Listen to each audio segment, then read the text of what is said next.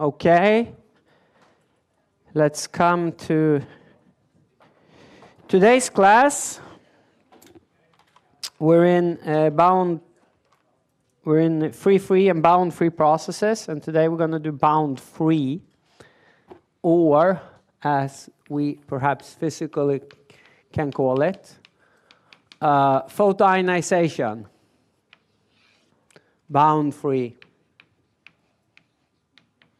We have already discussed photoionization to quite a large extent during the course, particularly in our atomic physics session. Remember that the general process was that you had from some bound state, we can think about our normal hydrogen atom, it's easiest to just do that. You had from some bound state, right? Say it's with a principal quantum number of 2 or something like that. Then you had like your principal quantum number of 1 here. And then you had all the way up. And then you had until essentially what we called n goes to infinity. So we're just going to say that n goes to infinity. And then above here you can say that you have like a continuum. Yeah? And then the ionization procedure, as we already said, is that, okay, you have a photon coming in with enough energy that you can take a bound electron that is in one of these states, could be in the ground state, then you require this amount of energy to ionize it. If it's in the first excited state, it required this amount of energy to be excited, yeah? No, to be ionized. And if we had our hydrogen atom, we know that the corresponding energy that was required, we can call it H nu 0, right, is going to be minus 13.6 electron volt. And then if we have a hydrogenic atom, we're going to have the nuclear charge here, C squared, remember that? That is, for example, singly ionized helium is, of course, a hydrogenic state. And then we had times 1, and it was like nu squared minus 1 nl squared, where this, of course, now would be nu, and this would be 1 nl, and this would be 1 nl. But of course, here nu goes to infinity, so this just becomes 0, right? So the ionization energy is just 13.6 electron volt times the nuclear charge squared divided by whatever state, let's call it NQ now, whatever principal quantum state that you're from, and then excited, and then 13.6 electron volt, okay? And that's the required energy, right? Now, one thing that is different, and we already addressed this with this photoionization or bound-free process, as compared to the bound-bound processes that we have discussed a lot, is that you don't actually here have to come in exactly at resonance. Remember we talked about spectral lines and how, you know, they were very, very sharp in the spectrum, right? We calculated the natural width, for example, and it was like on the order of 10 to the minus 4 angstrom or something like that. So it's really, really tight. The photon has to be really precise in order to get the bound-bound transition. Now here you also have a highest likelihood of ionization if, in this case, if it's in the ground state, right, of hydrogen, and the photon comes in with exactly 13.6 electron volt, which would be the ionization potential there, right? This is just n equals to 1, c equals to 1. Then you have the highest likelihood, but it doesn't drop as fast when you have higher energies. And that's because in this case, the actual process, right, is that, say you have your hydrogen atom, and it was like this, something like this with the electron cloud, the photon come in. And now after, of course, then the electron is free here, okay, to the expense of the incoming photon. But of course, if it comes in with a little bit of more than 13.6 electron volt, just means that the electron is moved out with a little kick. It gets some kinetic energy from it, okay? And that's why it doesn't have to be precise in this case. Whereas in the bound, it still is bound, right? There's no real kinetic energy lost there. Now, it turns out that the likelihood goes, at least for hydrogen or for hydrogenic atoms, something like this. With the power law, if this is like the likelihood for transitions or the cross-section, as we will see, and this is now the wavelength then it goes up with roughly the wavelength cubed, so it becomes more and more likely until, of course, it hits the ionization potential of that given, whether it's for n equals to 1 and n equals to 2. And then after that, if a photon comes in with lower energy than the ionization potential, then of course the cross-section just drops to 0 because the probability of then ionizing basically drops to 0. Hopefully this should be, with the knowledge that we have accumulated, fairly intuitive for you to understand now. If the photon comes in here with 13.1 electron volts and it's in the ground state, then of course, yeah, there is nothing there. So in this case, if this is hydrogen n equals to 1, the edge here, then this would be then lambda 0, 9, 12 angstrom, right? That's the Lyman edge. Then we also talked about the Balmer edge, which we will come back to later today. That would be n equals to 2, and it turns out that that goes like this. And then equals to 2, and then it's like at lambda 2, the Balmer edge. And that, of course, then is, again, just C equals to 1, but N here equals to 2. So delta E for that is just 13.6 electron volts divided by 2 to the squared, okay? And then from this, just like you did for the Lyman edge, you can calculate the Balmer edge. Turns out that that's on the order of 3,600 angstrom or something like that. I'll let you fill in the exact number yourself. Now, you can, of course, get the feeling here that it has to be higher than 912, which was the corresponding Lyman. If you don't get it out there, then something is wrong. And then you can go to the next edge, and that would be the Paschen edge, and so forth. Okay?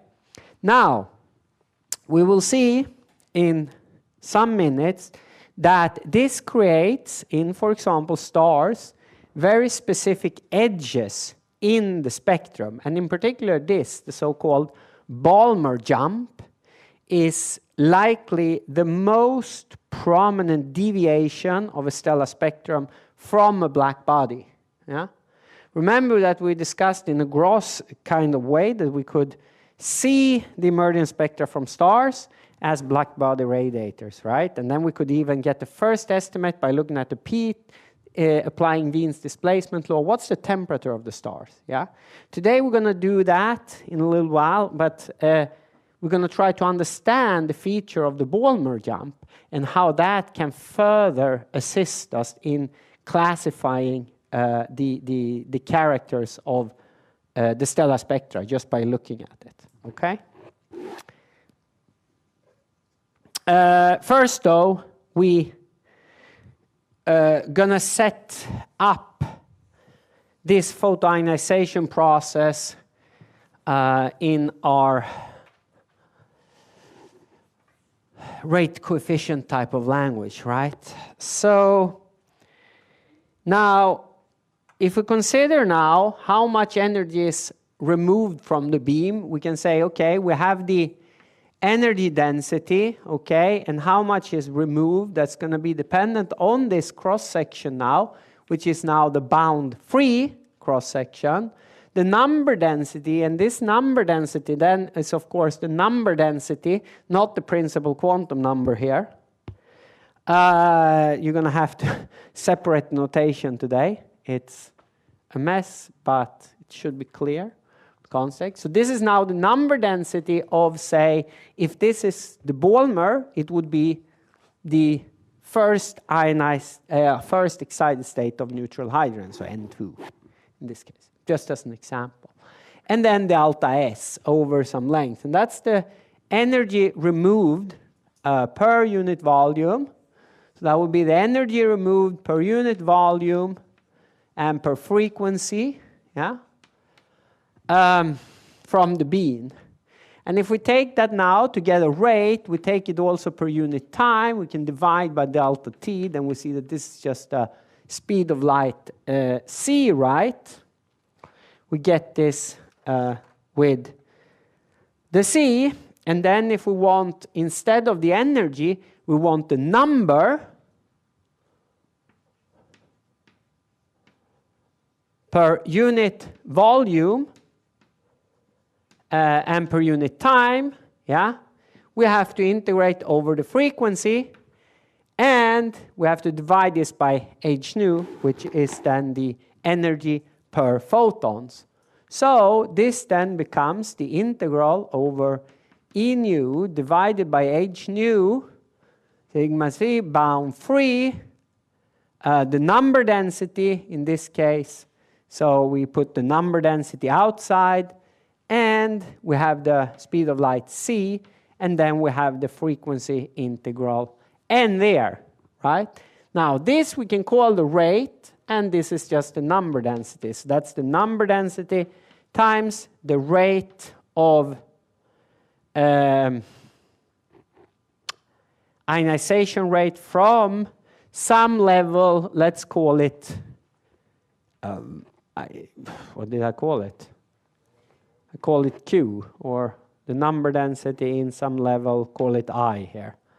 Up to some ionization, let's call that state K. So R from I to K. So you can see that your rate coefficient is this one. Now, this is then often expressed in terms of the mean intensity instead of the energy density. But luckily, we know how to do that conversion. So that's just over all frequencies and then the mean intensity, the cross-section, bound free, divided by h nu d nu. And that's your rate coefficient.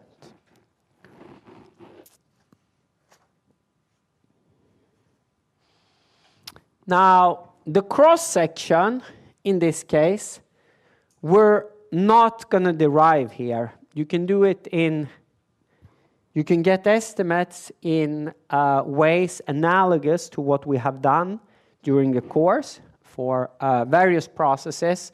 But for today, I will actually just write it out, what it is for a hydrogenic transition, okay?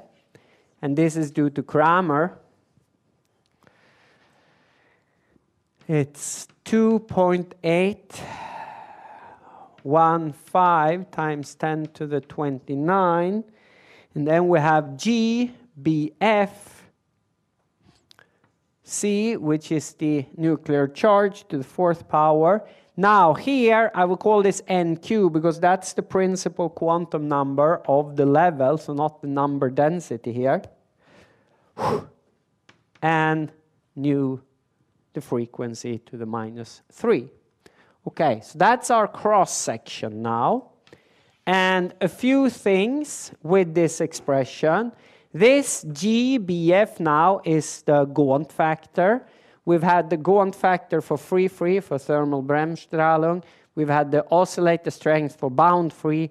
Here we have a Gaunt factor, which again is taking into account the quantum mechanical corrections that we knew, but for bound free transitions. Okay. Now, C is the nuclear charge. And in this expression, you can see that it actually goes down with the cross-section goes down with the principal quantum number as that go up, and it also goes down with the frequency. However, this is a little bit illusory because you can, of course, rewrite this now. It's convenient to rewrite this in terms of the cross-section at the edge, that is at nu 0, okay? So if we use that, we already did this calculation that we know that H nu 0, that's the energy at the edge now. So remember at it, at the ionization edge, and that was just 13.6 electron volts, C squared, and then the state that we want to ionize from, called it NQ squared, okay? So we can see there that 1 over nu 0 cubed is then proportional to, I just flip it around actually, NQ to the 6th power divided by the charge to the 6th power. So if we use this now to write this in terms of the scaled cross-section from the ionization edge, then you can see that this is, of course, then it's proportional to the Gaunt factor. And then we have the C4, right, and NQ minus 5. But then if we multiply this by this, then we see that this goes then as GBF nu 0 nu to the 3rd power, and then we can just plug this in, and then you see that actually it increases with NQ, and we should have something more, yes, and it decreases with the nuclear charge to the minus 2. So then again, if we now look at hydrogen and we neglect the influence of the Gaunt factor, then of course nuclear charge is 1, and we get this behavior of the cross-section that I tried to draw, probably with not much success in just the beginning, a few minutes ago. Anywho, it goes something like this. Bound free. Here is now lambda. Okay, so you're going to have to, but now we don't have to do all of these steps. We know exactly how to use the relation C lambda nu to convert between the frequencies and our wavelengths. And then we can see that indeed it's down with nu, so it goes up until, whoops, it goes up with lambda 3.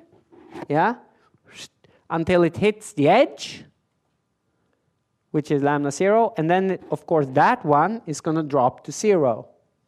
And then this is going to be the n equals to 1 edge, okay? Like I said, the n equals to 1 edge is going to be at 912 angstrom. That's the Lyman edge. And then the next is going to take over, that's n equals to 2 here, right? But then you see that since it's proportional to NQ, the peak, once we reaches that, these are going to be equal, right? It's actually going to be higher, indeed 2 times as high as the n equals to 1 peak. So this is going to be something like this, right? Oy, oy, oy. This is supposed to be lambda cubed, and then dunk, and then it's just going to drop like this, and this is going to be n equals to 2, which has lambda 0 equals to 3,600. Can somebody plug this in for me? I forgot to do that. Yes? 3,654 angstroms I got from the audience. Thank you very much. And if you do not remember, it was that delta E, right? Is 13.6 electron volt divided by 2 squared, because n is 2. And then, of course, delta E is hc lambda in this case, yeah? And lambda 0. And then it's just that. So it's 3,654. This is in the ultraviolet, this is in. And then if you go to n equals to 3, That's the Balmer jump, that's the Leuven jump, and then you have the Bachelor jump. The n equals to 3 edge will be even higher, and so forth, and it will be at even longer wavelengths. And there you see your regularity, okay?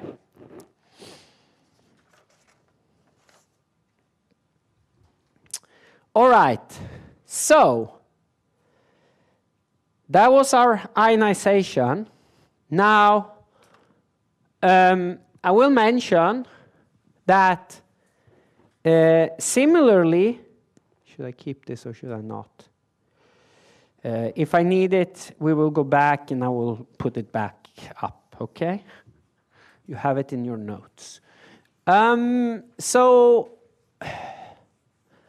I will, like I said, mention for completeness that this was the ionization, right? But of course, we are balanced by recombination, and recombination then is, of course, when you have a free electron coming by, and then that goes into a bound hydrogen atom, right? We have already discussed this to some extent when we did the recombination of the universe, right? And then we used the equilibrium relations to calculate the number densities, that is the Saha-Boltzmann, the Saha ionization equation, yeah, together with the Boltzmann excitation law. Okay, so this we're very well familiar with. Now, of course, it's not always in equilibrium, but what one can do is that one can actually use the exact same principal detailed balance argument as Einstein did and that we did together with Einstein for bound-bound transitions, but for bound-free transitions. That is, you set up your rate equations, statistical equilibrium equations as we call them today, that the Ni now times this rate coefficient that we wrote down, Ik, that has to be balanced by the Nk and Rk1 spontaneous plus Nk Rk1 induced or stimulated. Yeah, let's call it stimulated because it's the same argument. Okay. Now, and then you can carry this out by doing essentially the same analysis as we did for the Einstein coefficients. Yeah, only here you involve the photoionization rate that I already wrote down for you in the previous slide, right? And then you have a J there, and then you say, okay, if this is equilibrium, this will be the Planck function B, right? And then you just have to do the correction for stimulated, and then through that, you can just formulate your rate for spontaneous recombination by just knowing the photoionization rate that we just calculated in equilibrium. Yeah? And then you get a correction because it's not in equilibrium, etc. And you get a correction for the stimulated emission. Often, you see this then once it's worked out in a form that is proportional to the electron density, and then just a recombination coefficient, Ik, which is then a function of t. And then this recombination coefficient is often given in centimeters cubed per second. I will not do that. You can see it in the lecture notes. Okay? Now, one application where this is used, say, all the time is actually in this type of nebula that we have discussed previously. Remember when we used the Bremsstrahlung to estimate the densities of an ionized nebula, right, on the order of 10,000. Now, the reason they stay ionized is because from this you can calculate the photoionization rate from, say, a hot star in the middle that's shining now in all directions like this, with quite a bit of ultraviolet photoionized radiation. Remember, if the star is hot on the surface, so like it's an O star on the order of 40,000 Kelvin, then the peak of its flux spectrum, roughly black body, right, will be in the ultraviolet. Just think Wien's displacement law again, okay? Now, if it is there, then it means that it has a lot of ionizing photons. It has a lot of photons with energies higher than 13.6 electron volt, etc., etc., that can ionize its surrounding. Now, then through this photoionization rate, it ionizes its surrounding out to a certain radius, and this is what we call an H2 region, the Strömgren radius, or the ionized region around a hot star. And the size there can indeed be calculated then by application of these recombination rates and the done from the corresponding photoionization rates that you just obtained. And yes, what we then did is that, okay, this is a photoionized region, yeah, and we used, okay, this then will also emit in thermal Bremsstrahlung because there's a lot of free electrons there because it's ionized. And it was that thermal Bremsstrahlung we used in another waveband now, not in the ultraviolet, very far away in the radio domain. It emits there, and we used that to estimate what the density were in a typical such photoionized nebula, right? So again, this is just an example of me trying to illustrate how you use different radiation processes in different wave bands, quite far apart, and you can use those as complementary information to learn more about the conditions in various astrophysical situations, which is essentially what we're trying to do here, right? I was actually, though, going to talk to you as an example here about another feature, which I already hinted about. And that's a classical feature in stars, in stellar spectra. So this is a little bit us trying now to put together the information we have gotten in the course to understanding the Balmer jump. The Balmer jump is a feature, well, not surprisingly, at 3,654 angstrom in stars. So when you have an output stellar spectra, it often goes something like this. So it follows the normal black light shape, and then it takes a big jump there, and then it goes down. Okay, and this is then at 3,064 angstrom, and you see the jump here is then called the Balmer jump. And it's what I said, if you're looking for like a deviation from a black body in a star, this is often, depending on the star, as we will see, the most prominent such features, okay? So why is this so? Where does this then come from?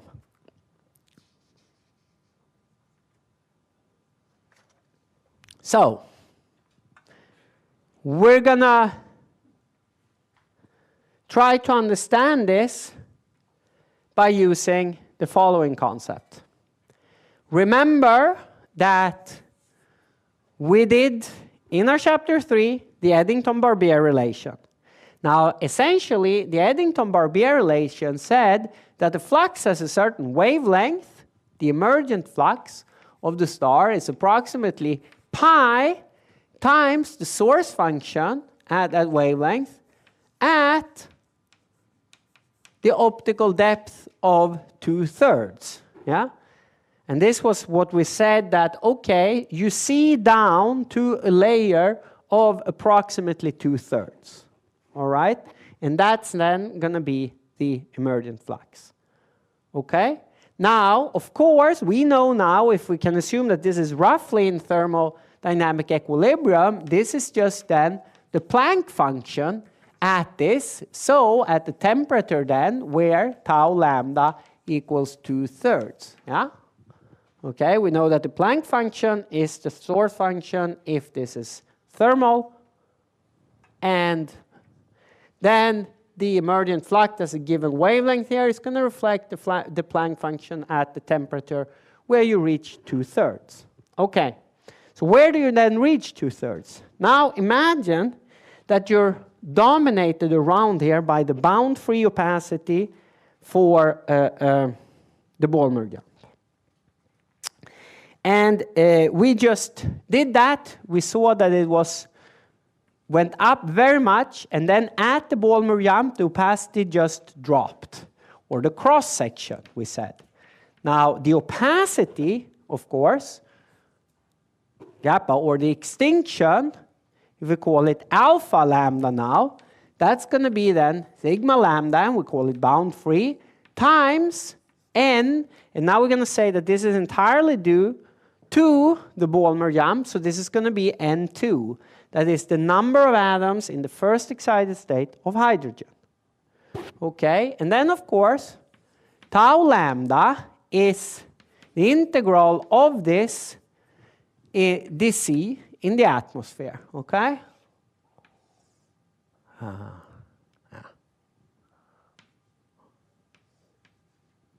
Like so.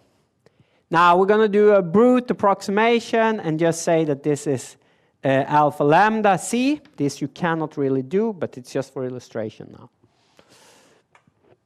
I mean, if you want a decent calculation of this, it suffices for what we're going to do now.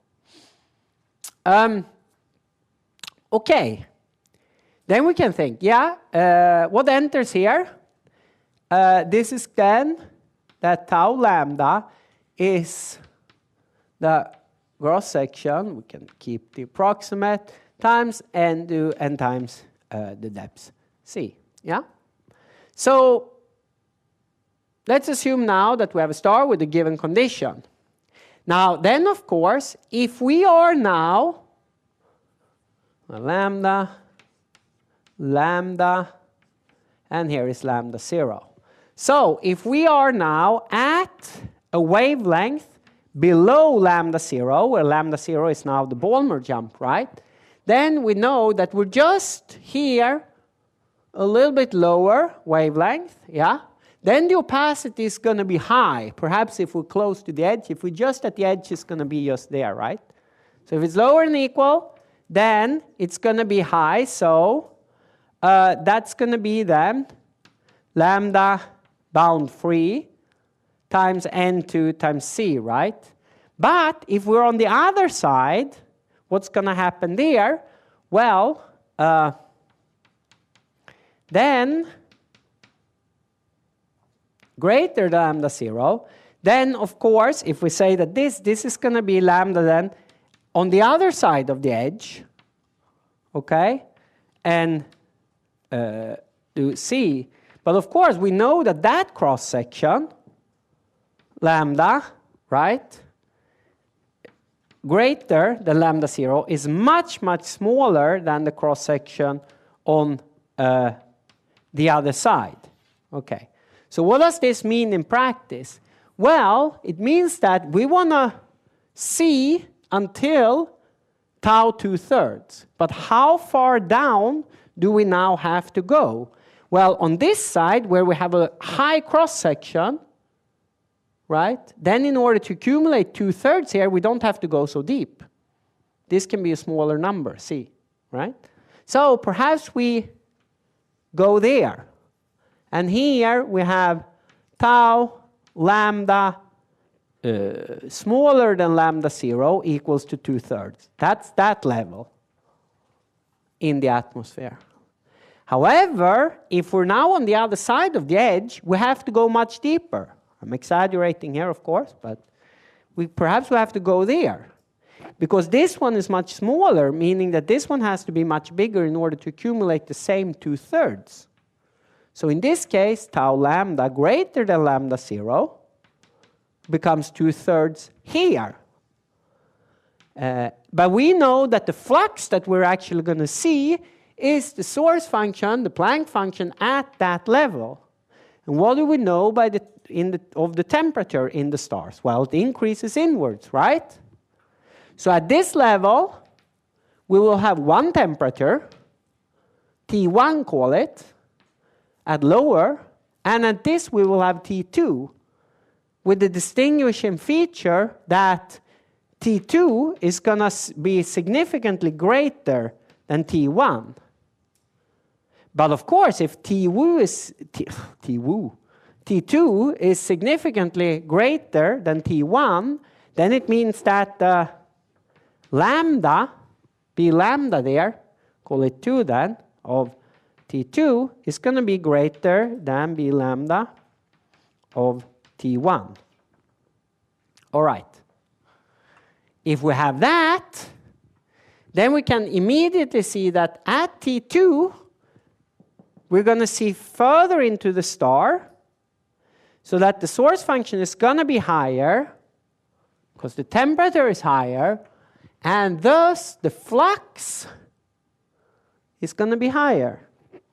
So that means that the flux for lambda greater than lambda 0 is going to be significantly greater than the flux at lambda smaller than lambda 0.